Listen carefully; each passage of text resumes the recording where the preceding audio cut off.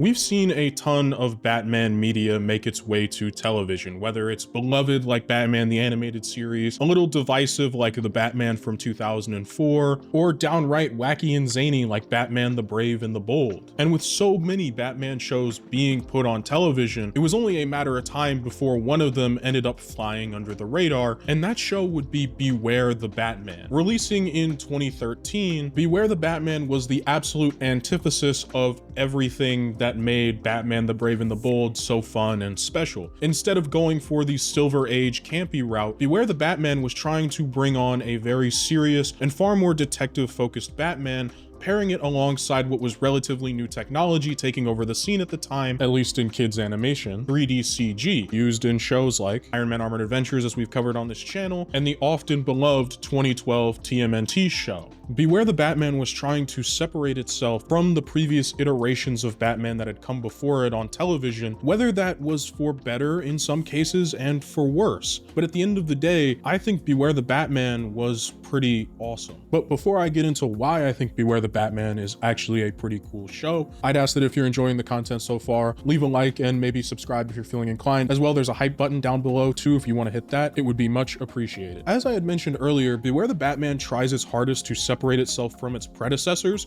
by adapting new things that we hadn't seen before, or inventing entire new storylines for Batman to follow. Specifically, one of the things that you'll notice first that is wildly different from any other interpretation of Batman is its treatment of Alfred. Alfred is far more similar to the Earth 1 comic books relative to how he is in the main DC universe.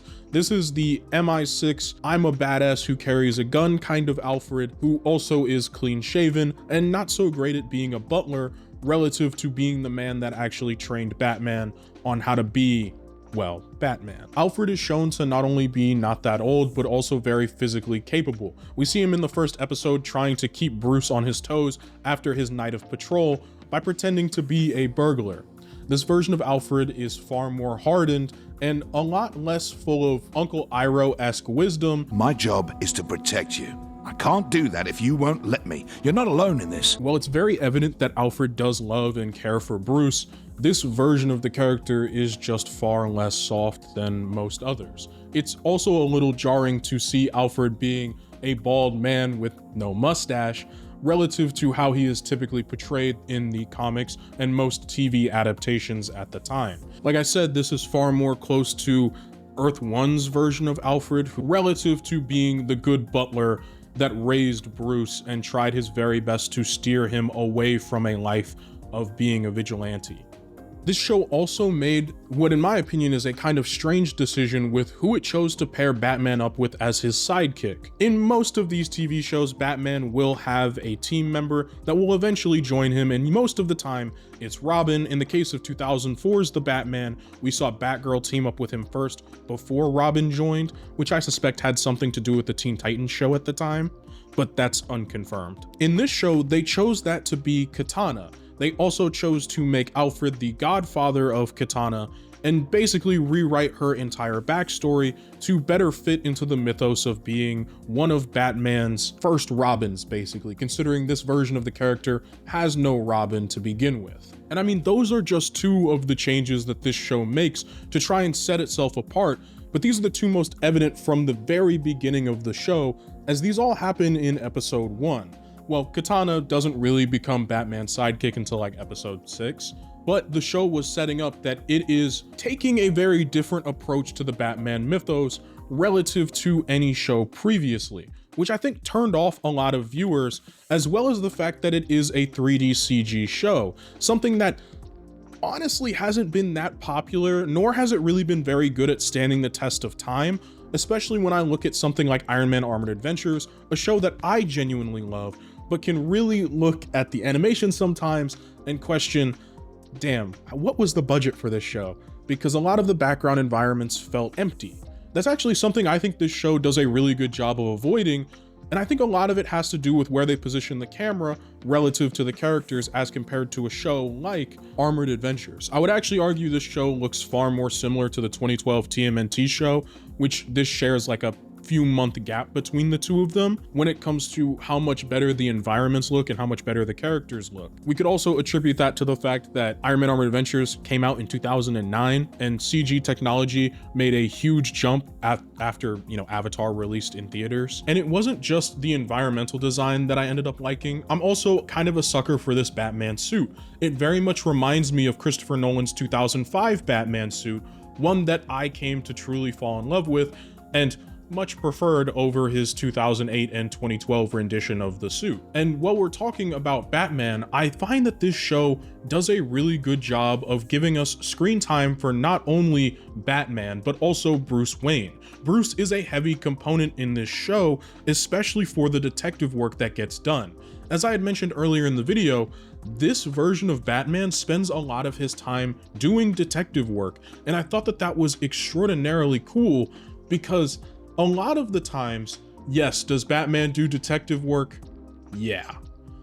But it's usually not to the degree of what you would imagine the world's greatest detective actually would do. A lot of these shows prefer to go the more action route relative to doing real detective work. 2004's The Batman started out by doing some pretty decent detective work, but as the show went on, it became less and less and far more focused on the actions and whatever the new villain of the week was. Batman the Animated Series did a good job of blending in detective work every single episode, but not to the degree that I think Beware the Batman took it. I would say that a third to sometimes half of an episode is dedicated to true detective work, and one of the things that I really enjoyed about this show was that it rewarded you for paying attention to the detective work that Batman was doing and to the side characters that you see each and every episode, as it would allow you to piece together who the villain was throughout the episode or what the villain's plot was that Batman was researching. You, the viewer, were able to piece it together right alongside Batman, and I thought that that was a really cool part of the show.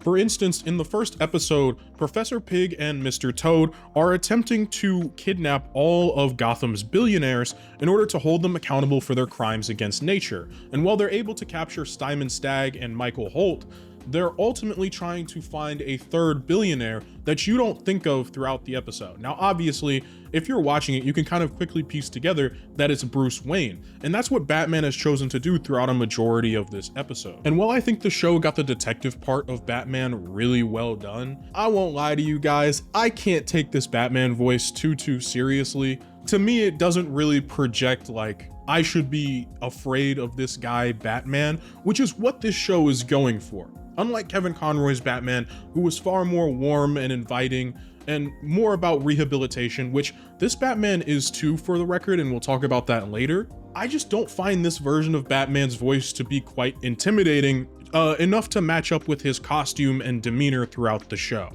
I just hit a criminal. You've given me quite a run. 6 warehouses, stolen high-tech electronics worth millions. I do want to make clear, I don't think he did a bad job at all. I just struggle to see that as that's Batman's voice. But what he lacks in his Batman voice, I think he makes up with in his Batman personality. One of the things that I love so much about Batman is the dude does actually make jokes kind of often, but they're usually dry humor and puns.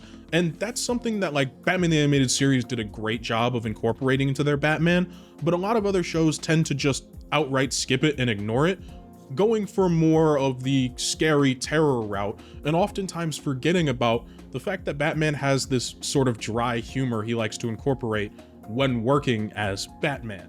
One of my favorite ones was in that first episode when he tells a goon that his best chance would be to go for his side piece, and then after the goon goes for the side piece, he's just like, "You said the backup gun was my best bet." I lied. This is also a Batman that is fairly early into his career, as Commissioner Gordon is still Lieutenant Gordon, and the two are still at odds, not yet coming to a common ground. As well, Batman doesn't really have a ton of established supervillains throughout the show. But one thing is definitely clear with his disposition, and that's how much he cares about not only taking care of the villains that he fights, but believing in rehabilitation and helping those that are broken rather than just throwing them in jail. Put her back in the hole that created her. Is that justice? The show actually makes an argument that in the second episode that constantly returning prisoners to jail might not be the solution for repeat offenders, considering they're just likely to get out and repeat again. Rather, Batman advocating for these repeat offenders to get the help they need psychologically before they just be thrown in a cell that will continually let them repeat again and again once they get out. It's actually a very common theme that Batman has as a character, which is that he believes in rehabilitation rather than just sticking people in prison. It's why the Joker goes to Arkham Asylum and not just a regular prison a majority of the time, but for better or for worse with that character, and that's a video for another day. The show also goes out of its way to make great use of Bruce Wayne, as oftentimes there'll be places that Batman needs to go to in order to gather information that his more costumed persona would not be great for, and so he'll often use Bruce Wayne to do those investigations, much like he did in Batman the Animated Series, which is like the only other show.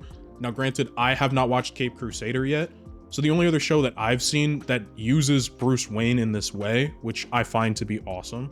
And it's also in the same episode that we're introduced to the character of Magpie, who is really the stand-in for this show's version of Catwoman, which is only made more evident by the fact that the same lady that voices Catwoman in the Arkham games also voices Magpie in this show. But yes, this is essentially Batman's Catwoman in this TV show, at least from a personality standpoint, which is kind of funny because Magpie is a Superman villain and originally appeared in a Superman comic before ever crossing over with Batman. So that's kind of funny in and of itself. But Magpie in this show, whoa. No, cut the music. That joke has been dead for a long time, okay? I am 20 now. But in all seriousness, I thought this show aired on Cartoon Network. Rather. It did air on Cartoon Network. Rather. And this got put on the air for children's TV show. It wasn't even like at a later PM slot. No, they just aired it with like the normal cartoon block. Rather. Yeah, no wonder this show got moved to Adult Swim. Which is something I haven't yet mentioned, is that this show originally was airing on Cartoon Network, but was eventually cut off, I think about 4 months into its airing, and moved to Adult Swim for, well, reasons I guess that you could guess. It was on Toonami's block of Adult Swim, so like usually where you'd go watch Dragon Ball Z, which was just too much for Cartoon Network, but not really enough to be like lumped in with the true adult animation. And it's not like just the stylistic design choices of Magpie's outfit. I just thought that was a funny bit.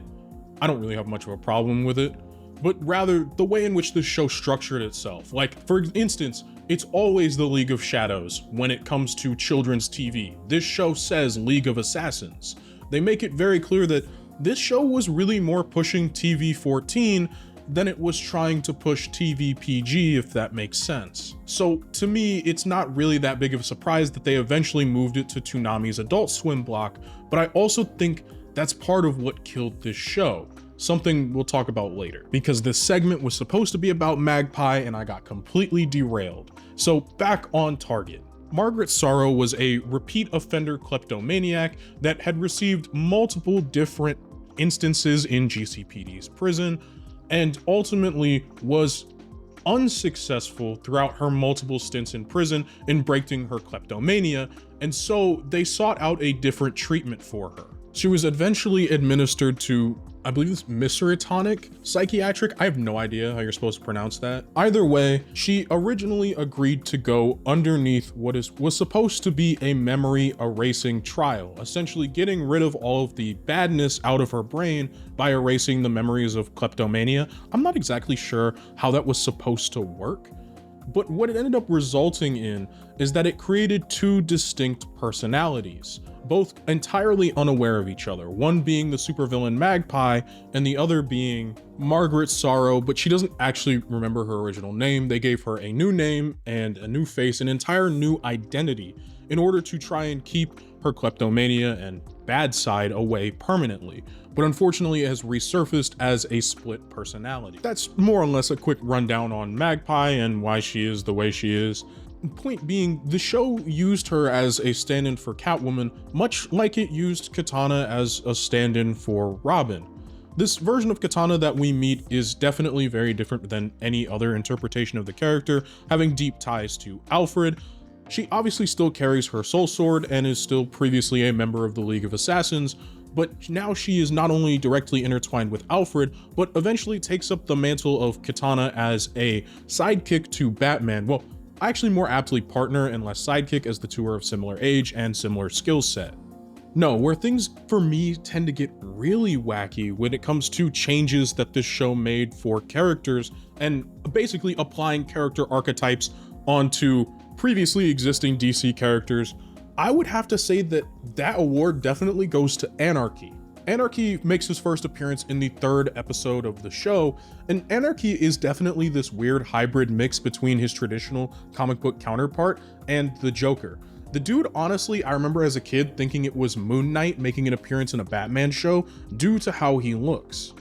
Anarchy in this show acts as Batman's twisted mirror, down to his white appearance and his whole wanting to cause chaos thing. At every turn where Batman is trying to make the city better and safer, Anarchy is 1, maybe 2 steps behind him, trying to cause as much chaos as possible, whether that's relieving villains who Batman had previously tied up and left for the cops, and emboldening them with brand new tools and toys to absolutely wreck the city, or if that's straight up putting Batman in Heath Ledger Joker style dilemmas where he has to choose between saving the city or saving himself and his partner, and oftentimes Batman will think his way out of it, as Batman tends to do.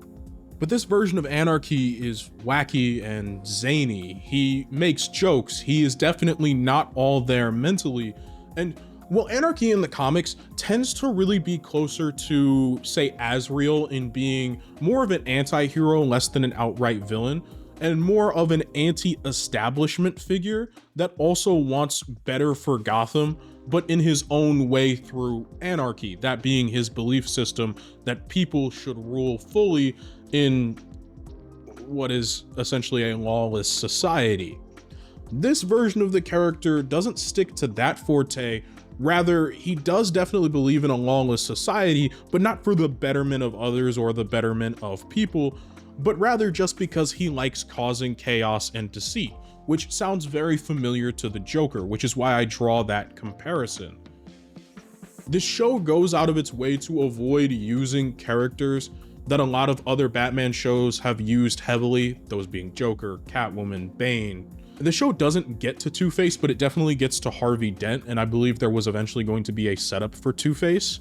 But in totality, this show tries its best to avoid using Batman characters that other shows have used heavily, and if it's going to use those characters, it tries to go in an entirely different direction than was previously shown in another Batman show. And while I think that is this show's greatest strength, I also think it's its greatest weakness.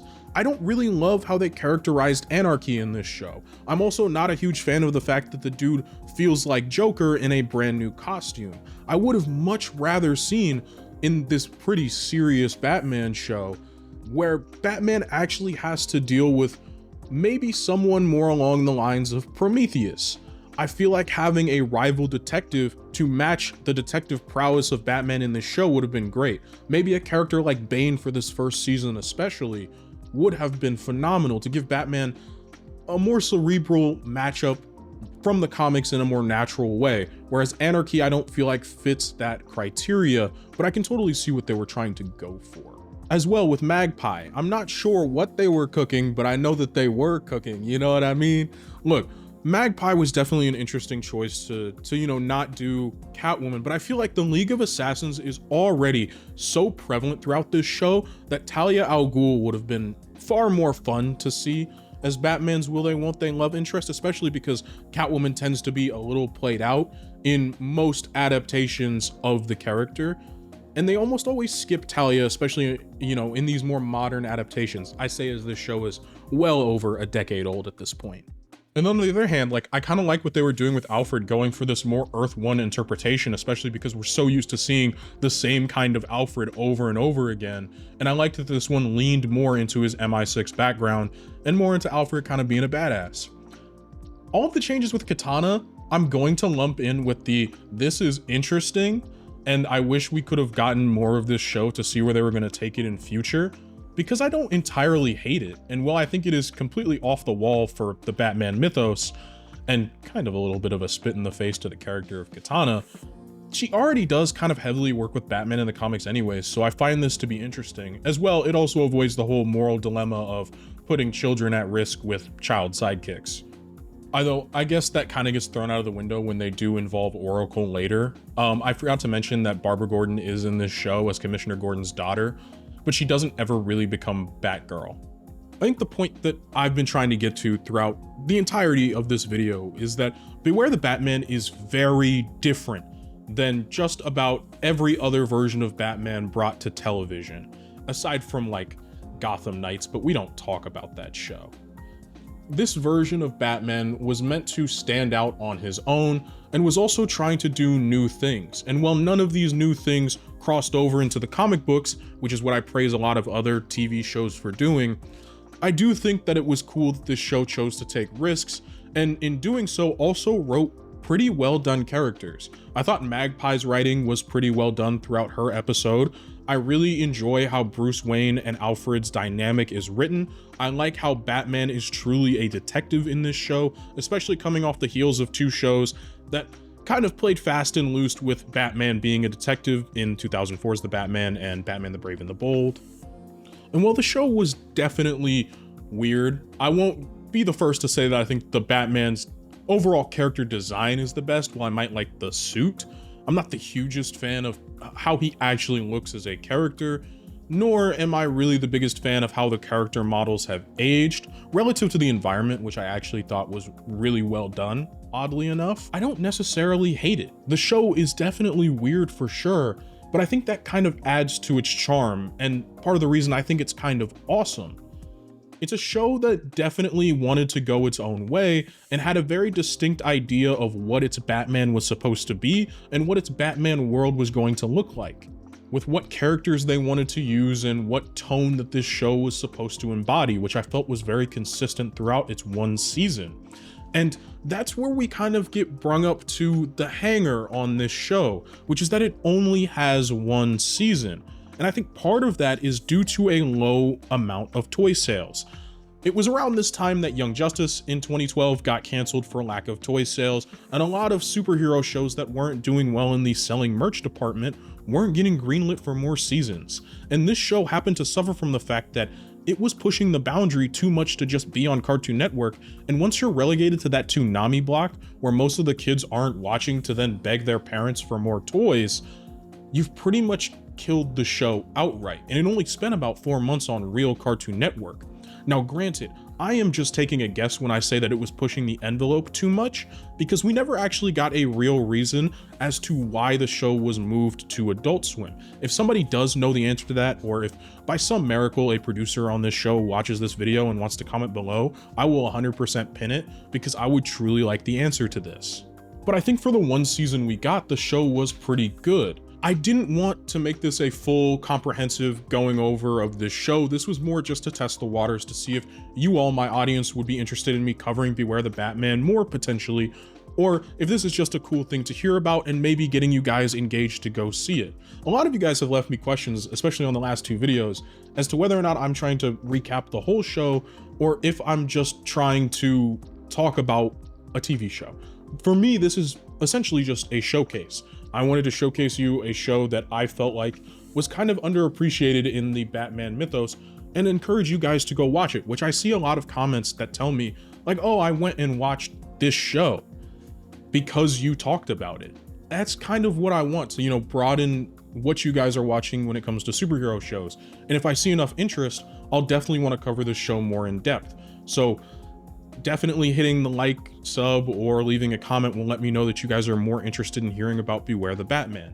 And it's also about this time in the video that I'd share a personal anecdote of watching this show, but I'll be honest, my only personal anecdote with this show, because I never owned it on DVD, and I saw one episode on Cartoon Network during its original run in 2013, and the first thing that my mind jumped to was, damn, that was definitely a Batman show. When's the next episode of Young Justice coming out? Well, little did I know the show got canceled. So for me, this was a brand new experience that I actually got to thoroughly enjoy. And while I still have your attention, I'm just gonna let you guys know that I do have a Patreon down below in the description. It's $1 a month. You'll get to see these videos without the changes I have to make for YouTube's version. You'll also get to see the videos just a little bit early. As well, you'll just be helping to support me as a creator, which would be cool, but don't feel like you have to. Your viewership is more than enough, and I always want to make that clear. The link is in the description, but with that being said, thank you all so much for watching. Hope you all have an absolutely fantastic day.